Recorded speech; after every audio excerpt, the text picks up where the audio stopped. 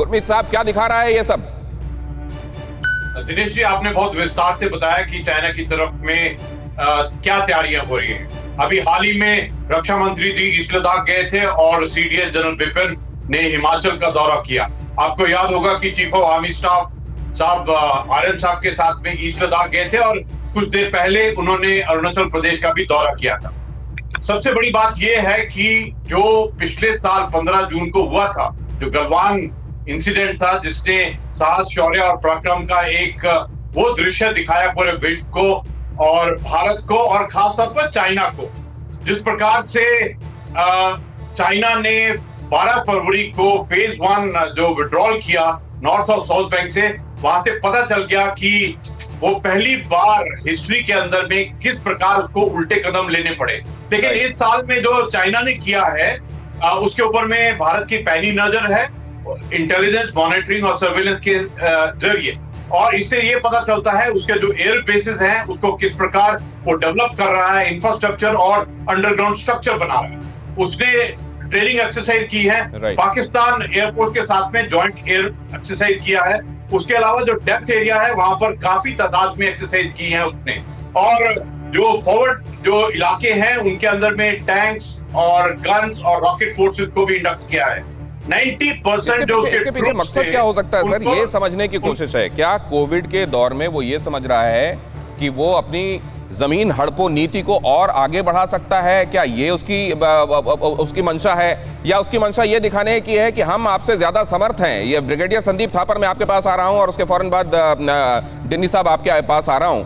ये थापर साहब क्या ये दिखाना है कि हम बहुत समर्थवान हैं, हम बहुत आगे हैं, या ये दिखाना है कि पहले ही हम अपने कहे हुए को निभाते नहीं रहे और इस बार भी वैसा कुछ कर सकते हैं, लिहाजा हमारा वो जो डिसेप्शन वाला एंगल है वो आपको हमेशा चकित ही रखेगा? क्या है इसके पीछे मंशा? देखिए, पिछले साल जो हुआ हम सबको पता है, चाइना ने अब बड़ी सोच समझ के एक रणनीति अपनी अपनाई। उन्होंने कुछ हरकत, फॉरवर्ड मूवमेंट की। उन्होंने ये नहीं सोचा, उन्होंने मिसकैलकुलेट किया कि हिंदुस्तान कैसे जवाब देगी।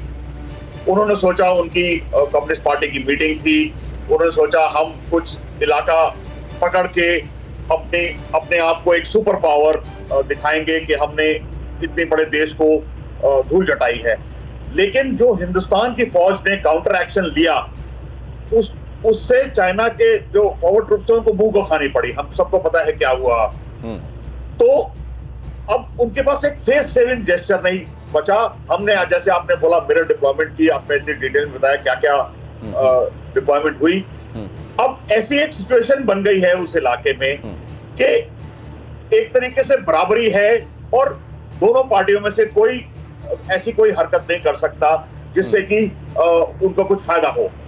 अब चाइना को प्रॉब्लम हो गई है कि उन्होंने बड़े सीना ठोक के ये हरकत की थी कि हम हिंदुस्तान को थोड़ा सबक सिखाएंगे, अपनी पोजीशन दिखाएंगे एशिया में कि हम सुपर पावर है एटलीस्ट इस सेक्टर में। लेकिन वो अब हो नहीं पाया। तो अब उनको मुंह बचाने के लिए, फेस सेविंग जेस्चर के लिए कुछ हरकत करनी। हालांकि रेट्रोस्पेक्टिवली ये देखना और पूछना जायज तो नहीं लगता, लेकिन फिर भी एक कौतूहल है और उसको पत्रकार सुलभ कौतूहल ही कह लीजिए, और कई एक्सपर्ट से बात करने के आधार पर है। ये कहा जा रहा है कि अगर ब्लैक टॉप और हेलमेट टॉप वाला जो हमारा एडवांटेज था वो हमने अपने पास रखा होता, नेगोशिएशन में उस एवज में नहीं दे दिया गया होता जिस पर वो हम मान गए, तो आज चीन को बहुत हद तक काबू में रखा जा सकता है। ये आपसे जानने के लिए मैं पहुंचूंगा दोबारा आपके पास, लेकिन डिन्नी साहब, क्या ये मिरर डिप्लॉयमेंट वाकई है या एक्चुअली सैनिकों की तादाद के हिसाब से मिरर डिप्लॉयमेंट माना जा रहा है? नहीं दिनेश जी, ये एक्चुअली में मिरर डिप्लॉयमेंट है। उसका कारण भी मैं बताऊंगा, क्योंकि जैसे इससे पहले गुरमीत साहब भी बोल रहे थे, जो ये जो पिछले साल जो गलवान के जो इंसिडेंट के बाद भारतीय फौज ने वहां पर अपनी जो स्ट्रेंथ है उसको बढ़ा दिया है। जैसे पहले वहां पर सिर्फ एक डिवीजन रहता था, आज की तारीख में 2 डिवीजन आ गए। तो इसका मतलब है कि वो पूरे एरिया को एरिया को और नजदीक से देखा जा सकता है ना, और क्लोजली मॉनिटर किया जा सकता है। सेकंड चीज है जो ऑफेंसिव की बात कर रहे थे, जो आपका रिपोर्टर सुनीत कह रहा था, जिसकी वजह से पेंगोंग साउथ पेंगोंग में हमने जो कैलाश रेंज पे हमने जो कैप्चर किए थे, उसकी भी पोटेंशियल अब आ गई है। तो ये मिरर डिप्लॉयमेंट के साथ ही हमारे पास एक ऑफेंसिव पंच भी आ गया है, जिसकी वजह से चाइना जो है जिस स्थिति से नॉर्थ पैंगोंग त्सो में जो जितना मैक्सिमम एरिया था वहां से वापस गया। मैं जानता हूं कि बाकी एरिया में अभी भी चल रहा है, वो जैसे ब्रिगेडियर थापा साहब बोल रहे थे, धीरे धीरे करके ही जाएंगे, वो एकदम से नहीं आएंगे, लेकिन मिरर डिप्लॉयमेंट जरूर है। और उसी मिरर डिप्लॉयमेंट के वजह से ही ये 50,000 जो ट्रूप्स है और जा रहे हैं, क्योंकि उनकी चेंज भी करनी होती है। भारतीय सेना ऐसा नहीं है कि हम परमानेंटली वहां बैठे रहेंगे, क्योंकि ये जो सेना है उनको पीस टू फील्ड जो कॉम्बिनेशन है उसको, फिर हाई ऑल्टीट्यूड में एक फिक्स टाइम होता है, उसको भी चेंज करना चाहिए। तो मेरा ये मानना है कि ये जो अभी के हालात है, जो न्यू नॉर्मल है उसकी मांग है, उसकी वजह से ये इंक्रीज ऑफ ट्रूप्स देखा जा रहा है। न्यू नॉर्मल की मांग है और इसी वजह से ये स्विल ऑफ ट्रूप्स देखा जा रहा है। लेकिन अशोक सज्जनहार साहब, जब ग्लोबल टाइम्स ये लिखता है कि असल में ये क्वाड में जो ऑस्ट्रेलिया है, अमेरिका है, वो ये कोशिश कर रहे हैं कि इंडिया को ड्रैगन के खिलाफ भड़का दिया जाए और इस तरीके से एक बड़ा तबाही वाला नुकसान इंडिया खुद का कर बैठे फौरन, और बाद में ड्रैगन को भी थोड़ा बहुत इससे नुकसान हो सकता है। एक्चुअली क्या वो भड़काने की कोशिश भी कर रहा है दूसरी तरफ से चीन? देखिए, बात ऐसी है दिनेश जी, जो ये इन देशों को भारत को भड़काने की कोई आवश्यकता नहीं है।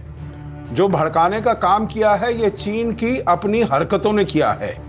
देखिए, जब वहां पर 2017 में, जिसको कहा जाए क्वाड 2.0, क्योंकि क्वाड 1.0 तो पहले हो गया था, 2004 में हो गया था, क्वाड 2.0 2017 में आया। आपने देखा है जो पहली 3, 4, 5 जो मीटिंग हुई है, सब केवल जॉइंट सेक्रेटरी लेवल पर, मतलब जूनियर मिडिल लेवल ऑफिसर पर हुई। परंतु ये जो चीन की हरकत थी, जो उसने 15 जून को हुआ, उसके तुरंत बाद वहां पर पहले यूएन जनरल असेंबली के साइडलाइंस पर आपने देखा है वो मीटिंग हुई मिनिस्टर लेवल, और उसके बाद टोक्यो में मीटिंग हुई। तो ये चीन की हरकतें हैं जिससे की वजह से भारत को मजबूर होना पड़ा है। नहीं तो भारत अपने दोनों जो संबंध हैं चीन के साथ, अमेरिका के साथ, क्वाड के साथ, उनको बैलेंस किए हुए था। परंतु ये चीन की हरकतें, देखिए मैं एक और बात कहना चाहूंगा, आपने जो प्रश्न पूछा है, तो चीन ये समझता था जो जैसे और देशों को, जैसे साउथ चाइना सी में वियतनाम है, फिलीपींस है, मलेशिया को है, उसने गीदड़ भपकी देकर इंफॉर्मेशन वॉरफेयर, साइकोलॉजिकल वॉरफेयर से उसने सारा काम कर लिया है, पूरी साउथ चाइना सी पर अपना कब्जा कर लिया है without firing a shot. Bharat में भी उसने सोचा था विदाउट फायरिंग अ शॉट, ये जो जिस आपने इस रैग का नाम लिया है ग्लोबल टाइम्स का, तो उसमें भाई हम इतनी बड़ा चढ़ाकर बातें करेंगे जो भारत इससे डर जाएगा। भारत इससे डरा नहीं, और इसीलिए मैं ये अग्री करता हूं जो वो उसने मिसकैलकुलेट किया है, बहुत जबरदस्त मिसकैलकुलेट किया है। परंतु ये मैं नहीं मानूंगा जो वो उसको फेस सेविंग कर रहा है। देखिए, वो समझता है जो उसकी आर्थिक स्थिति है बहुत अच्छी है भारत से, वो प्रेशर पॉइंट्स पूरे 3,500 किलोमीटर पर करेगा भारत को, और भारत इसका भार सह नहीं पाएगा। उसका स्ट्रैटेजी मुझे ये लगता है, और ये संदेश भेजना चाहता है अमेरिका को और यहाँ पर एशिया में भारत के पड़ोसियों को, जो भारत हमारे चीन के सानी का नहीं है। मतलब क्या मैं इसको ये समझूं सर कि उसको सबसे ज्यादा इस समय चिंता शायद क्वाड की ही हो रही है? अगर इस मामले में वो सीधे क्वाड पर अटैक कर रहा है तो क्या उसको इस अलायंस से बहुत बड़ी दिक्कत है क्या, और उसके खिलाफ ये बहुत फॉर्मिडेबल अलायंस है क्या? ये मैं जानने के लिए आगे आपके पास आऊंगा, लेकिन फिलहाल मैं चल रहा हूं यूसुफ ऊंजावाला के पास। अगली ब्रेकिंग तैयार रखिए। यूसुफ ऊंजावाला, ये मौजूदा स्थिति क्या दिखाई दे रही है, कितनी दूर तक जाती दिखाई दे रही है, और इस समय कौन कितने पानी में दिखाई दे रहा है आपको? कि ये तो लंबा चलने वाला है, ये तो अभी एक स्पष्ट है। जो पिछली बार भी जो सुंदरवांगचू में हुआ था, बहुत सालों तक चला था।